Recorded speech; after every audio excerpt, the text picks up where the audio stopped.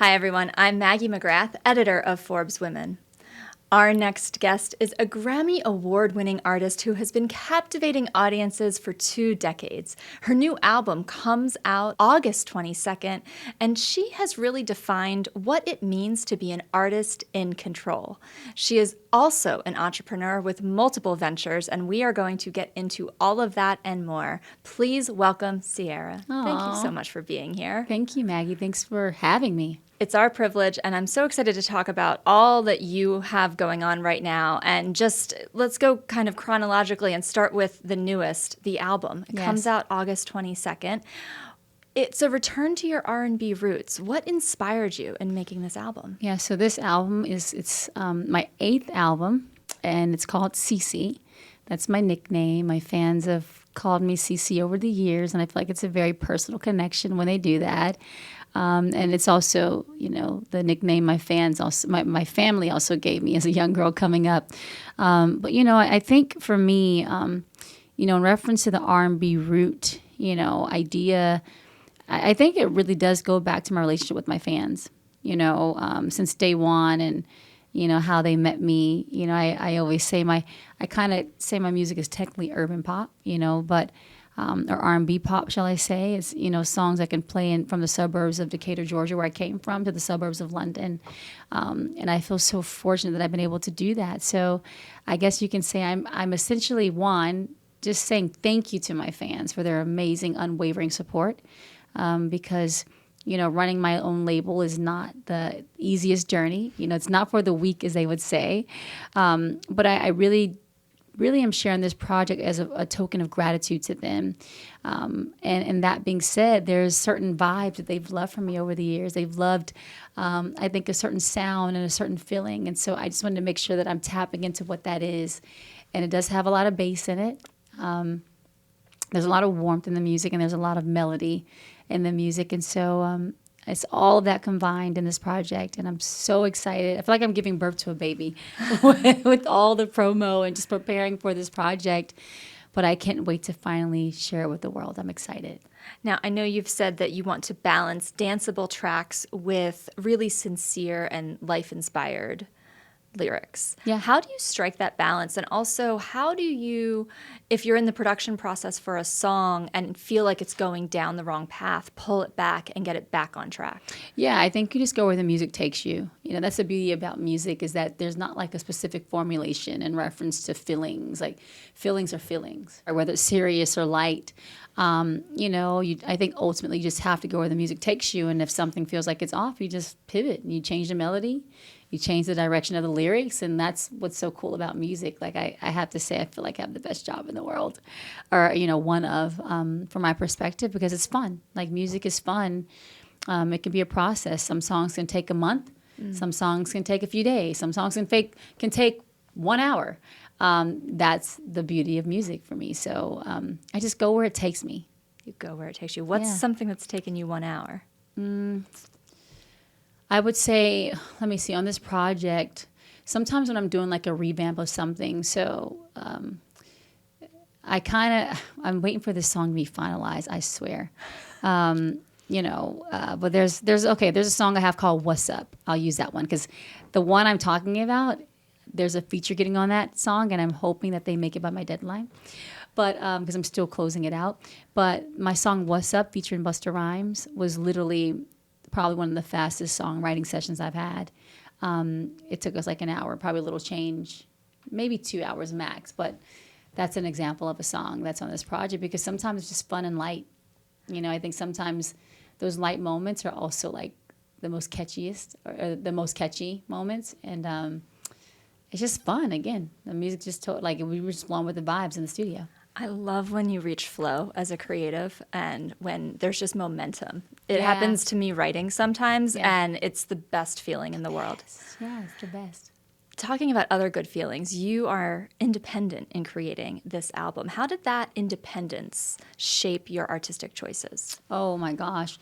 I mean, being independent, I feel so empowered. I feel more empowered than ever in this phase of my career.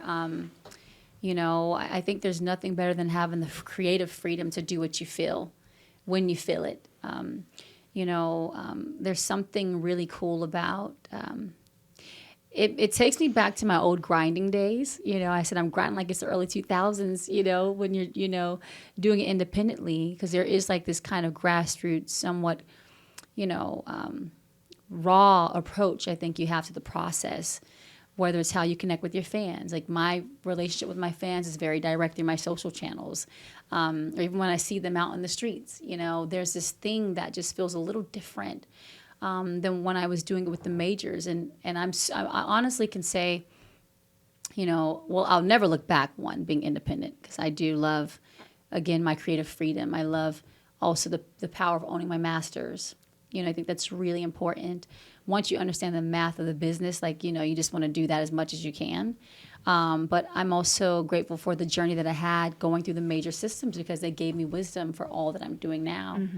But yeah, doing this thing independently, it's definitely a grind, but it's so much fun. And there's no better feeling than like my little intimate team that I've been fortunate to have and create.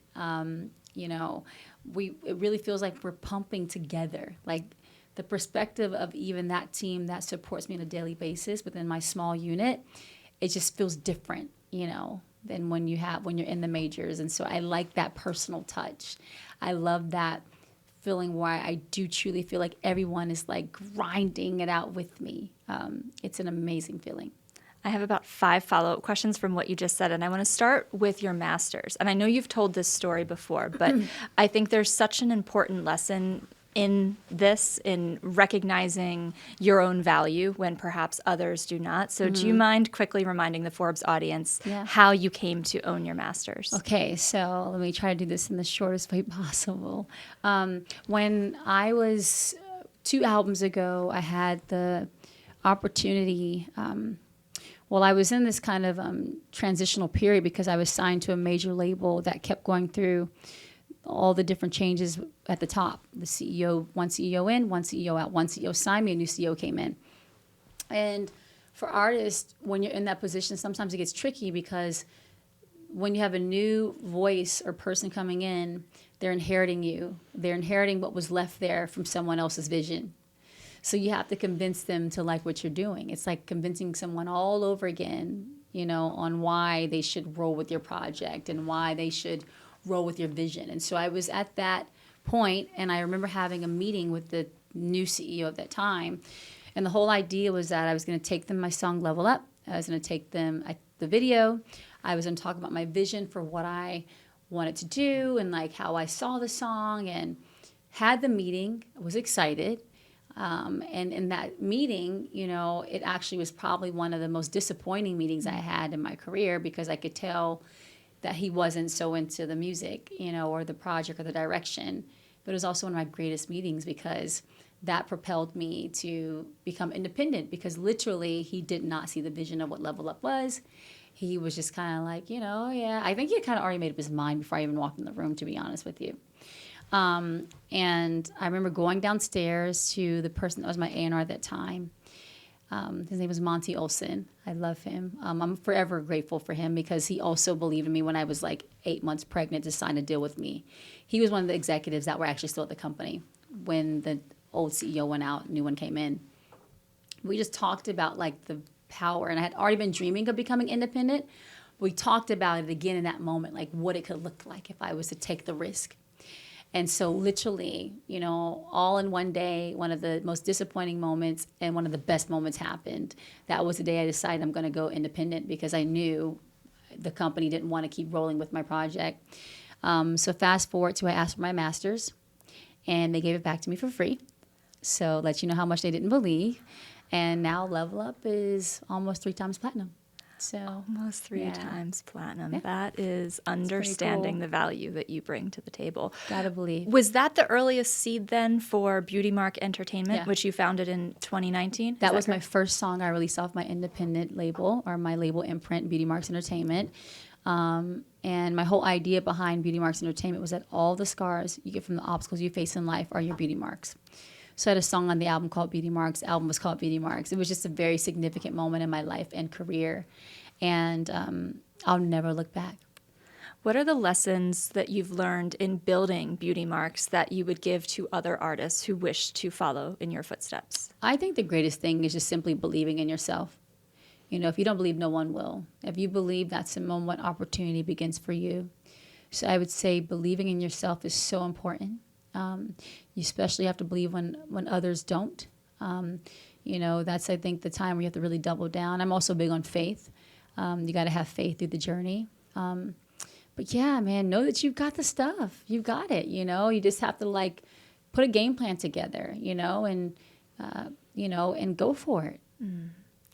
Beauty Marks Entertainment is just one of your entrepreneurial investors. You are also a co-owner of 10 to 1 Rum. Yay. What attracted you to this brand and this opportunity? Well, it's so funny. I've always been a rum lover. So I was 21 years old. I got the great chance to have my first drink. That was when I had my first sip of anything. And I remember putting on this big old party tour. I was trying to do it at that time, I remember them, firstly, things would be said with an English accent oftentimes when it was this cool thing or whatever.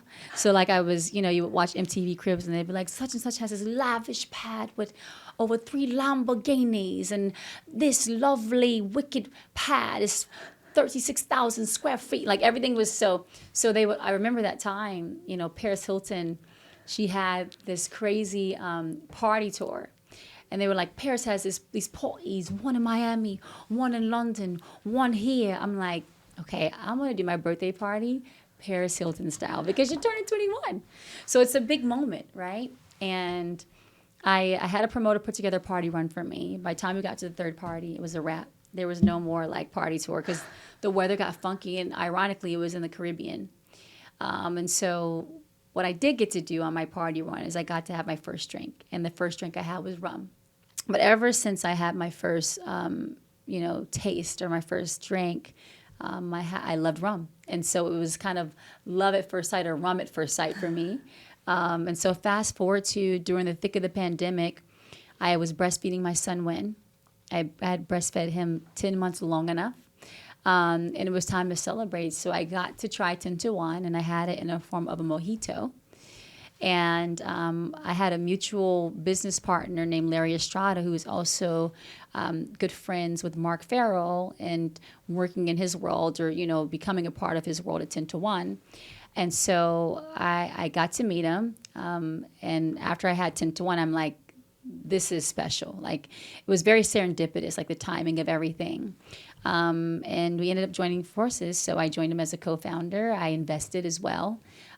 Just because the product, it always starts with product first. The product was outstanding. And so, we're now rolling. We've been going and we're proudly the fastest growing and most awarded rum. Fastest growing, most awarded rum. Those are two good superlatives, but what do you hope your involvement continues to do for this brand? Well, I think it's important. One, I think passion is everything. I hope that people will go on the journey with us. Our vision at 10 to 1 is get people to reimagine rum.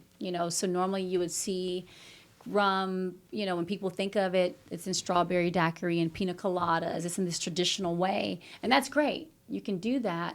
But also we want people to elevate their vision when it comes to rum and know that you can have fun. I had in a mojito. It was you can have what I call a rummarita. If you like margaritas, try our white rum. It is you'll never go back. It's so good. But there's so much fun and creativity that you can have with the rum.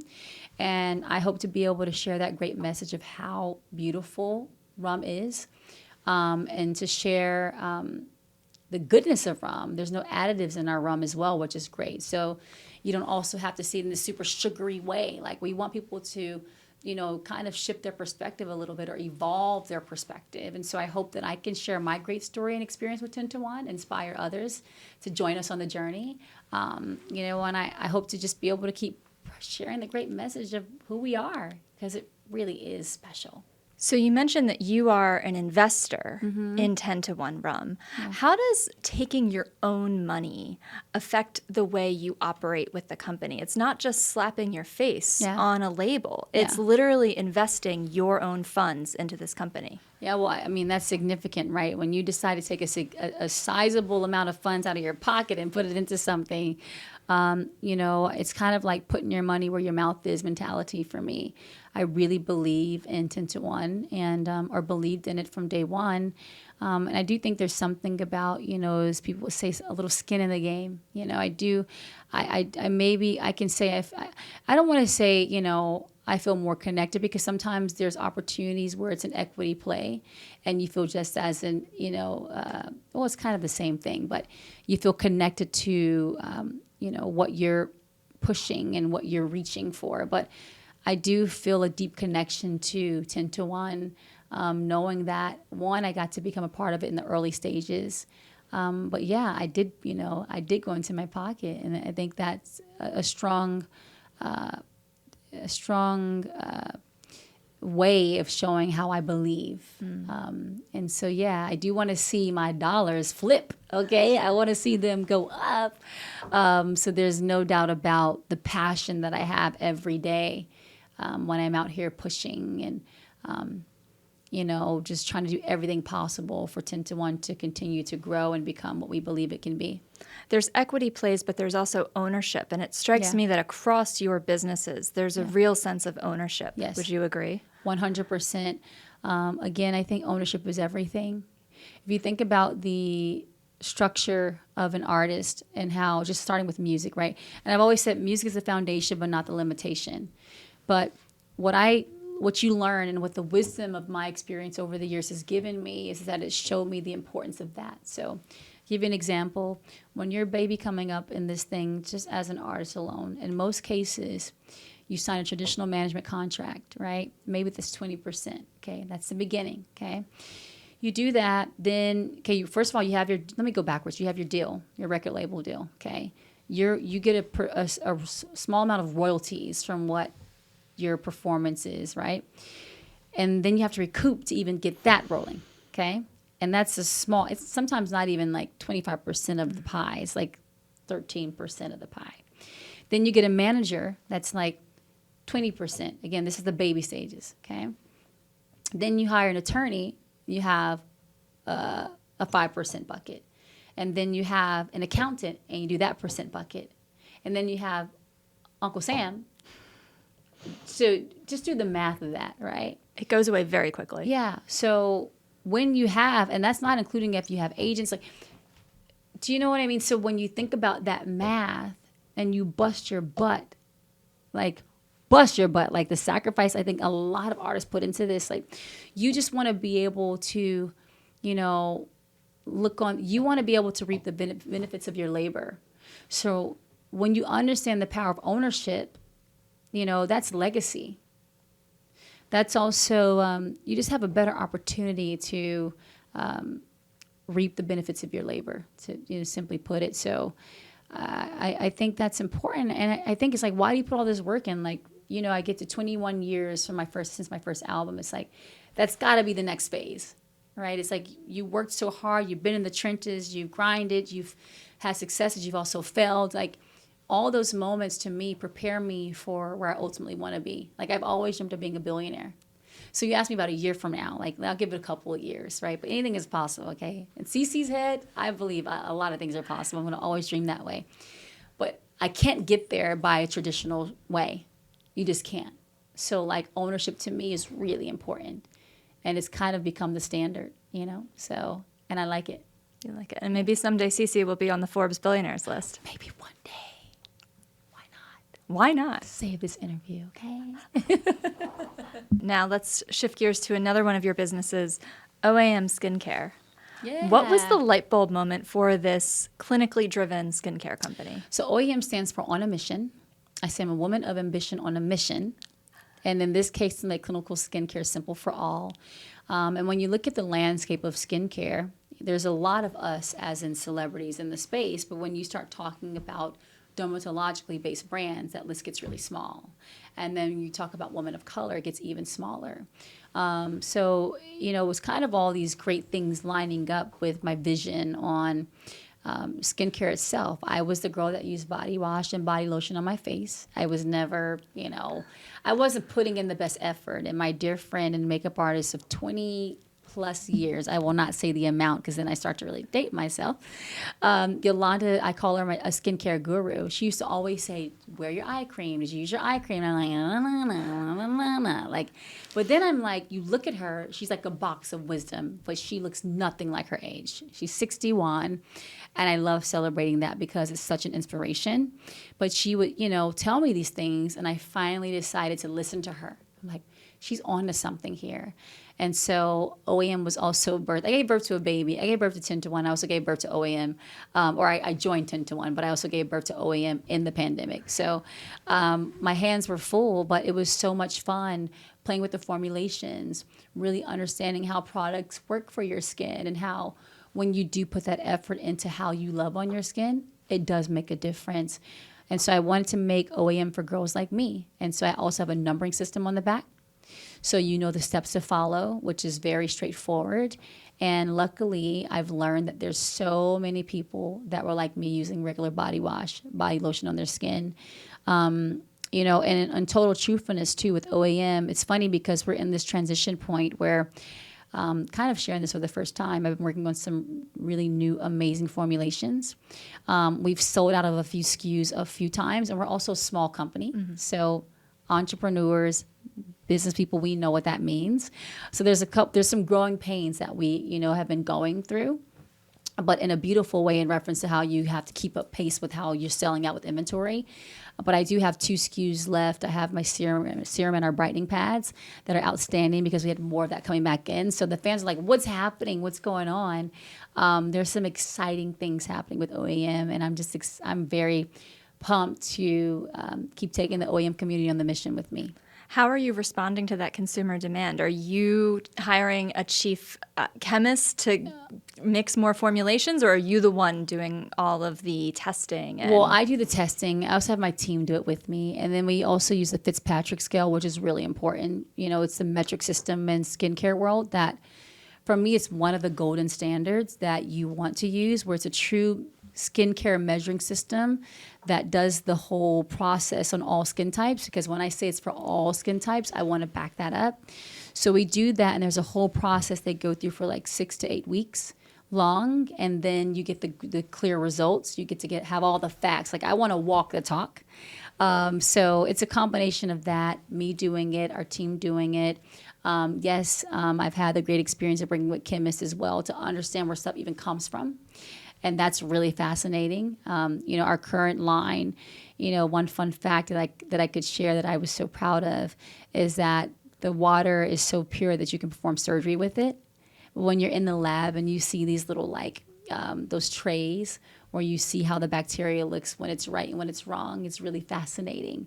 So there's been a great learning experience for me even on the process.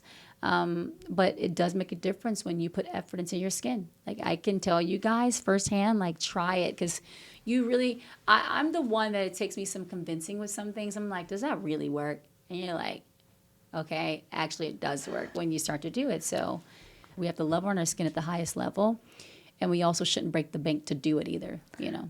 I was also a Vaseline intensive care, just all over the body. It took into my 30s until I got actual face cream and actual eye cream. So it does take some... It makes a difference, It does. right? I hate to admit it, but it does make a difference. Yeah. Your eyes light up when you talk about OAM and really all your business ventures. Do you see the entrepreneurial side feeding your artistic creativity and your musical creativity? Yeah, I think they both go hand in hand, because one, obviously I run my label. So, there's that same mentality from an entrepreneurial standpoint. And I think what's happened with me having Beauty Marks Entertainment, my label, having my skincare line OEM, and having things like 10 To One Rum and other things that I'm involved in is that the budget life is real. As an artist, you put budget life second. As an entrepreneur, you put budget life kind of simultaneously at the same time. It's like first, if that makes any sense. Mm-hmm. And thought.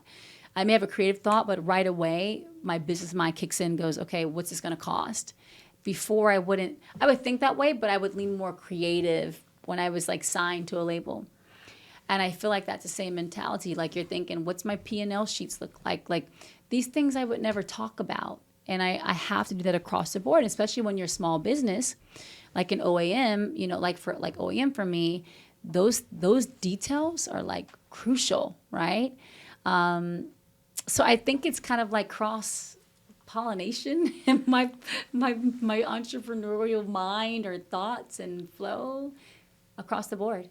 That's interesting. Do you think it was there all along? Because I've heard you talk about being 18 years old and having a vision for your songs and knowing exactly what you wanted in that music. And that, to me, speaks to a clarity of direction that Yeah. is also required in entrepreneurship. Yeah, I've always been very, very, very, very vocal. Very, I've always dreamed big. I've always been that girl. You know, for some reason, I just had in me that I was gonna like live life a certain way and, you know, do the things that I dreamt of doing. Like I've always had what we call in our house a "Why Not You" mentality. Yeah, so we have our Why Not You Foundation, both Russell and I, and the Why Not You mentality is a real thing. I've always been that girl, like, why not me, you know? Why not you? Yeah. Is that what has driven your success over 2 decades? Because 2 decades in the music industry is no small feat. Yeah. What do you think is the key to that? Yeah, I think there's a saying, when you do what you love, you never work a day in your life. I'm doing what I love doing. I've also realized that I love this thing called music that will never love me back how I love it. So the moment I stop having that feeling is when I'll stop. But I think that, you know, one of the keys to success is doing what you love. You know, I'm trying to really work on quality versus quantity. But it's fun. When I get on the stage and rock for my fans and dance, like the reaction and love that they give me is so motivating. It's so powerful. Like it's the best feeling, or one of the best feelings in the world, to have that love. So I think that's a big part of my drive. You know, it is my fans. It is my love for the art. Like it is my passion. You know, I love making music. It feeds my soul. It's very therapeutic.